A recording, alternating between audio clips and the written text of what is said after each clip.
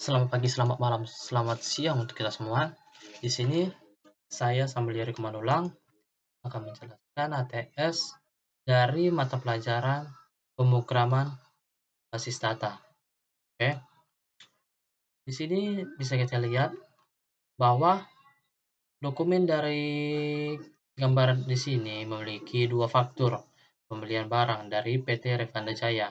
Jadi yang pertama, buatlah bentuk tabel tidak normal dari dokumen atas dengan kriteria nomor faktur, kode supplier, kode barang, nama barang, tanggal, jatuh tempo, titik, harga, jumlah, dan total faktur. Kemudian yang kedua, lakukan proses normalisasi dari tahap 1NF sampai dengan 3NF. Yang pertama 1NF itu ialah tabel yang sudah dalam bentuk 1NF karena setiap sel dalam tabel itu mengandung nilai atomik dan tidak ada grup yang diulang. Kemudian ada 2NF. 2NF ini saat mencapainya kita memerlukan menghilangkan ketergantungan parsial dari tabel terpisah, satu untuk supplier dan satu untuk barang, dan menghubungkannya kembali menggunakan relasi faktor. Untuk tabel 2NF memiliki tiga tabel.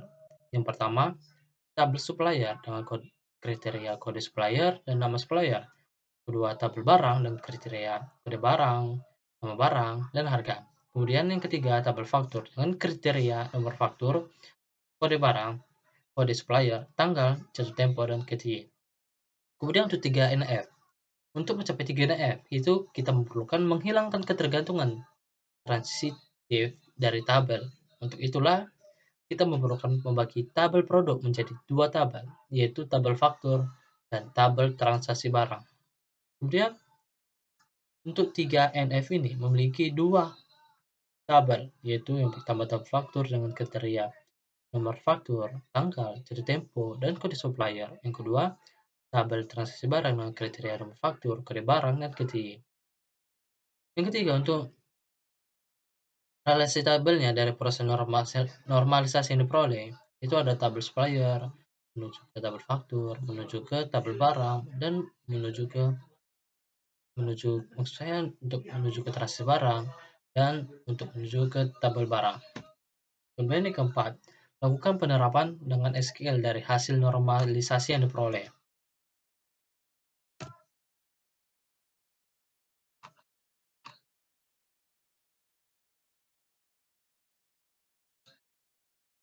Oke, yang soal kedua dari bagian pertama, buatlah database dengan nama DB ATS teori PBD nomor 2. Oke, kita masuk ke PHP MyAdmin-nya. Yang dimana ini database-nya sudah saya buat sebelumnya beserta tabelnya yang sudah saya buat.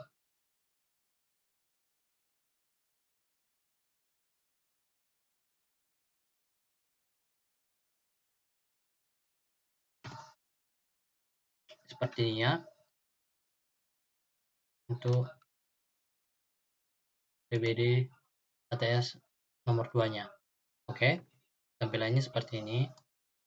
Kemudian yang nomor 2, buatlah tabel dengan nama pegawai yang memiliki field sebagai berikut: atribut, tipe data, ID, nama, alamat, gaji. Oke, kita masuk ke PHP admin-nya. Kemudian kita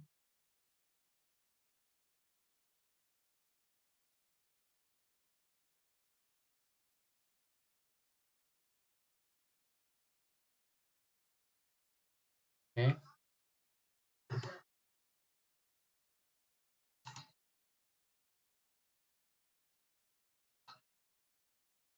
oke.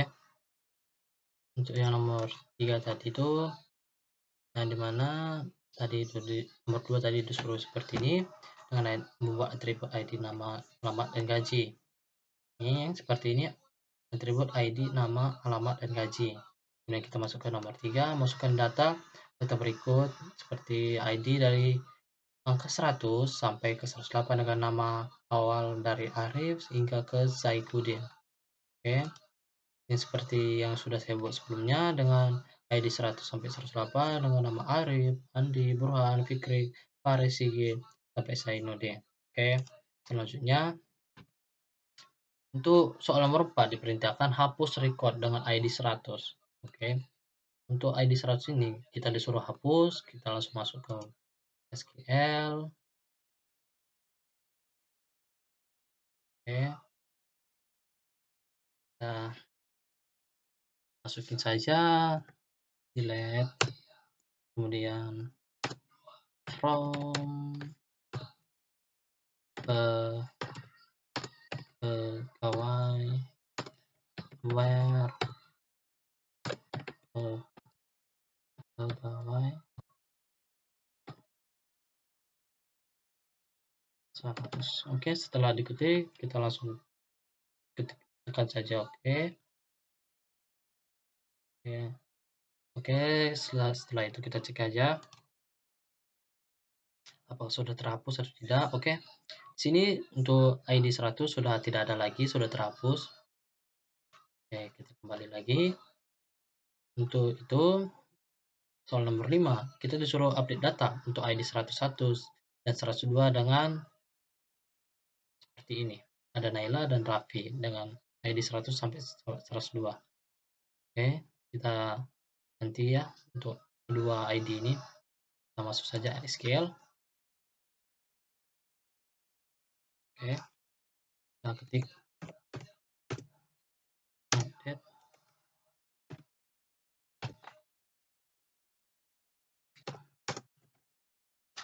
set nama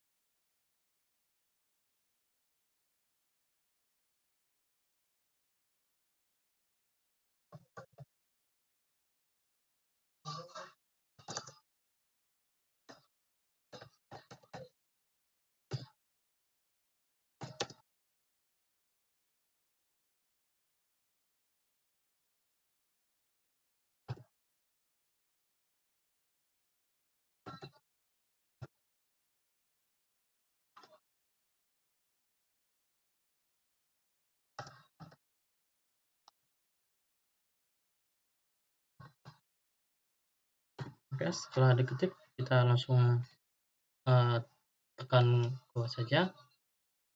Jika ada kesalahan, kita cek kembali apakah ada yang salah dari ikan kita tadi.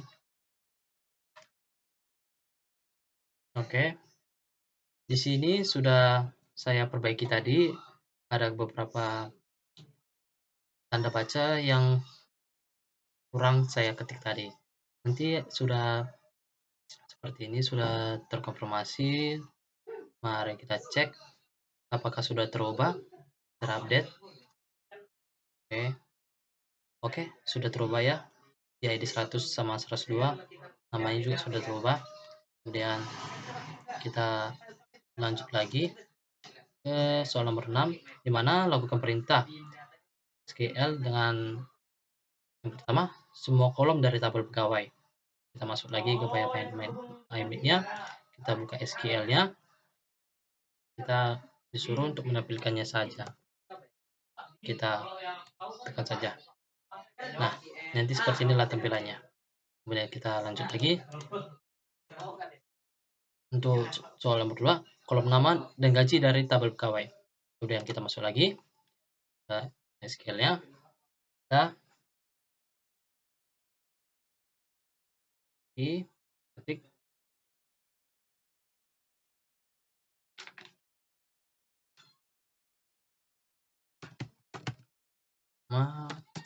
gaji from pegawai.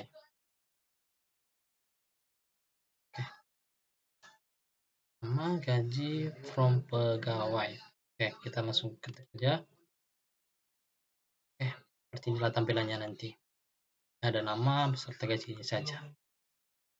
Kita lanjut lagi ke kolom 3, kolom nama dan alamat. Mempunyai nama dengan awalan F.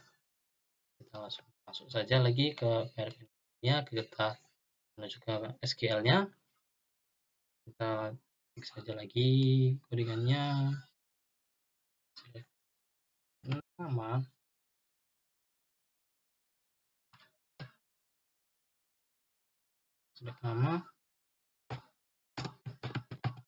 alamat from pegawai where nama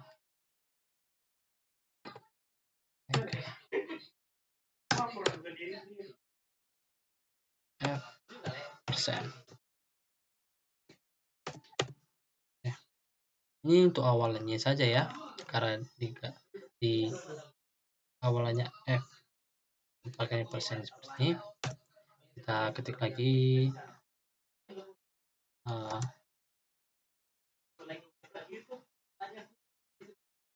copy saja untuk mempercepat.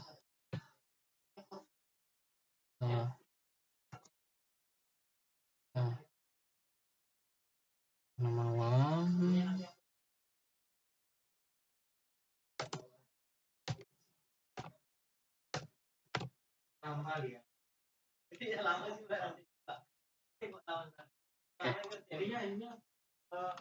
ada kesalahan.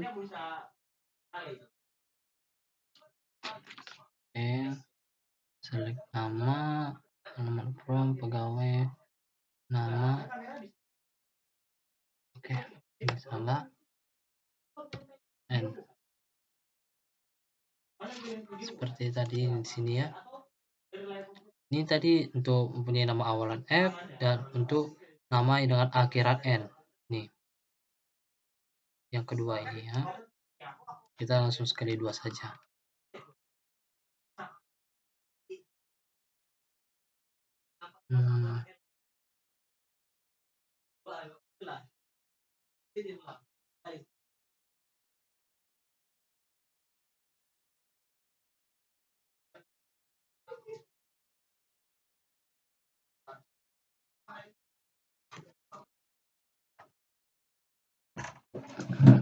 Maaf, sepertinya saya salah mengoding.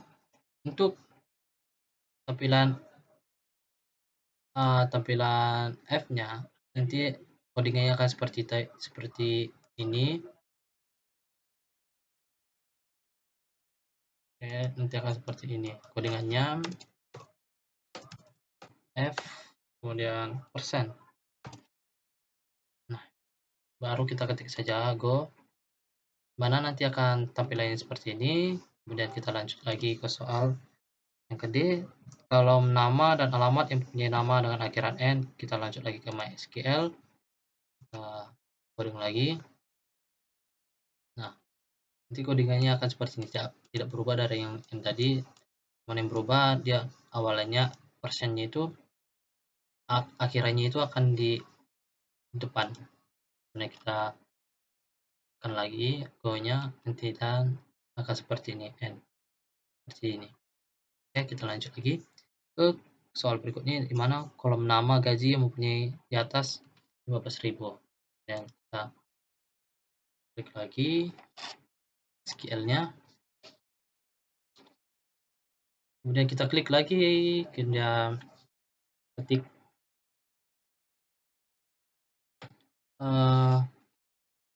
select nama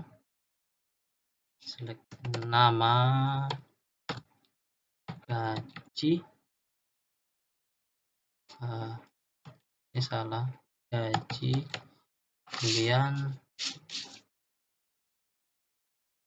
spasi from gaji from pegawai where oke, where gaji 11.000. Oke, kita ketik saja.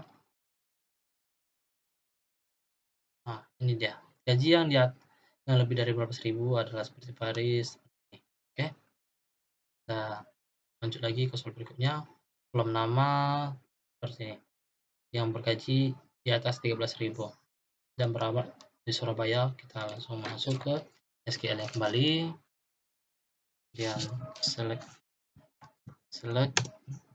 terus select nama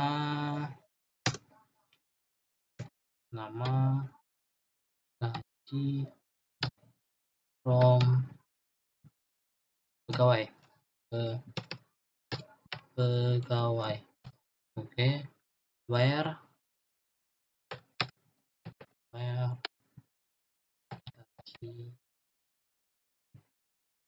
gaji dari 13.000 and itu tadi kan ada yang Surabaya kan alamatnya, dan kita tulis aja lagi alamat spasi Surabaya.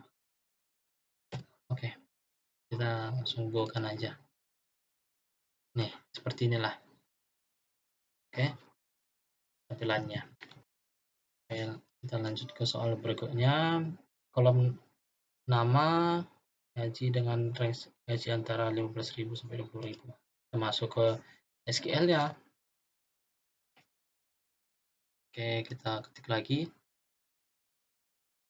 Select nama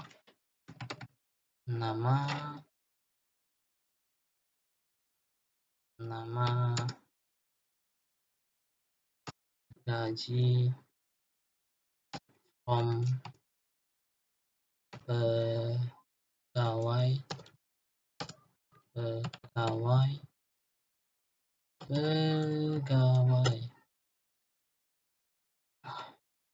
R gaji between 15.000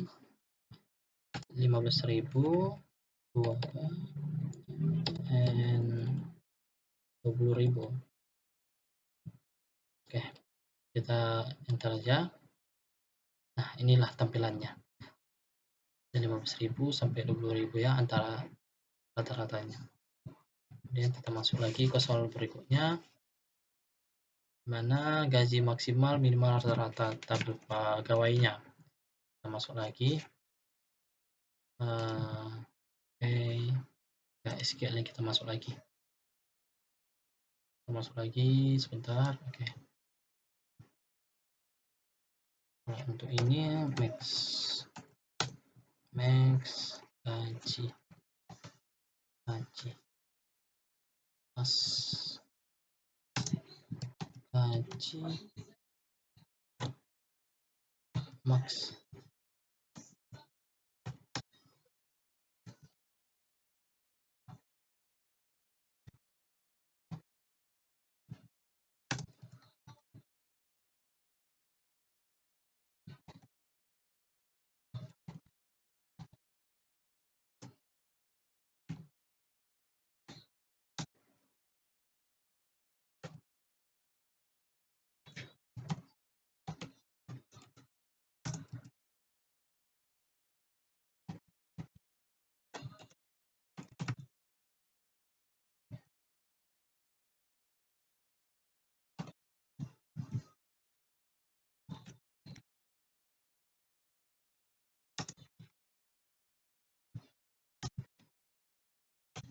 Oke, kita lakukan saja.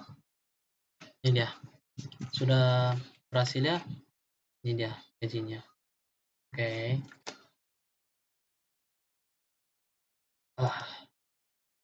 Oke, kita lanjut lagi ke soal nomor 3, lakukan instruksi. Buatlah tabel dengan nama DBTS, teori PD nomor 3 ya. Oke,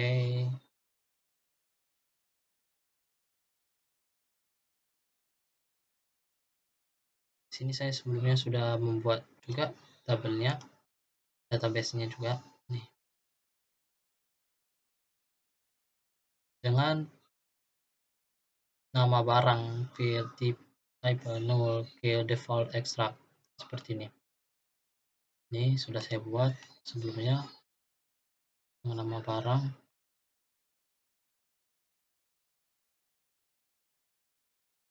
Nih, ada barang. Ini sudah saya buat sebelumnya ya. Ada barang dengan pen, sil alis, lem setan.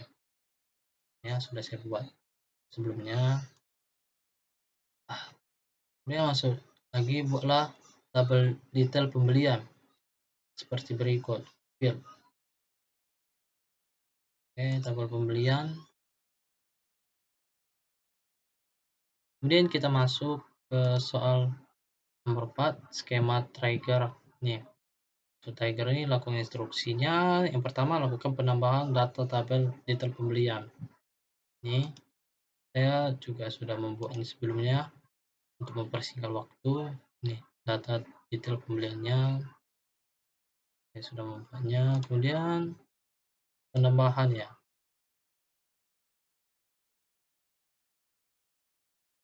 penambahan.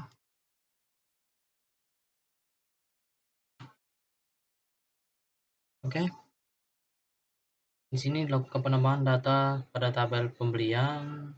Kita masukkan tadi SQL. Untuk mempersingkat waktu saya sudah melakukan hal ini. Nah, kita lakukan saja. Dan sudah ya, sudah tercentang bahwa sudah tambah data pembeliannya. Ini LST data pembeliannya. Oke, kita lanjut lagi ke soal berikutnya. Lihat berapa jumlah barang pada LST sekarang. Oke, kita masuk SQL. Kita tulis lagi untuk melihatnya. Jumlah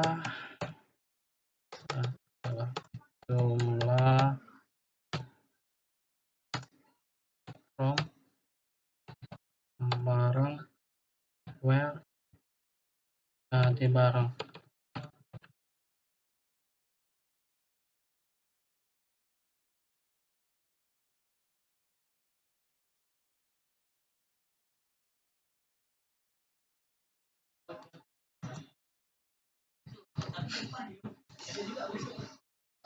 Oke, ini sudah tercentang ya, kalau dia sudah berhasil. Nih, seperti ini tampilannya. Kemudian kita lanjut lagi, lakukan lagi untuk insert barang sebanyak 10. Oke, kita langsung masuk aja ke SQL nya lagi.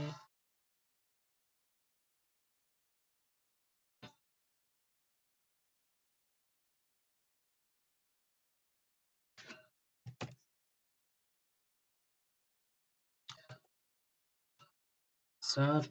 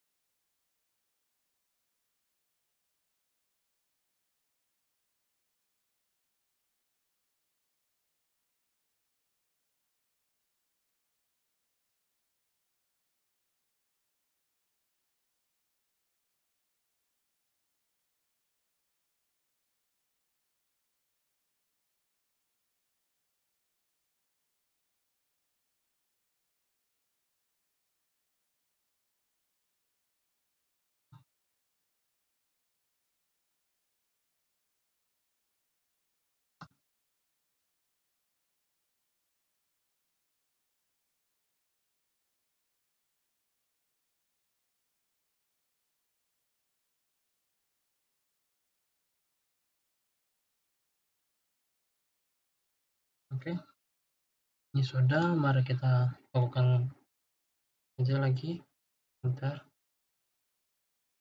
Oke, sudah terkonfirmasi ya, langsung lihat saja. Nah, seperti inilah hasilnya, tampilannya. Oke, kemudian kita akan memberikan penjelasan pada setiap trigger. Nah,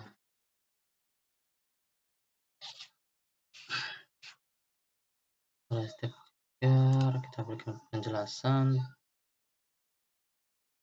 pada setiap trigger ya. Oke,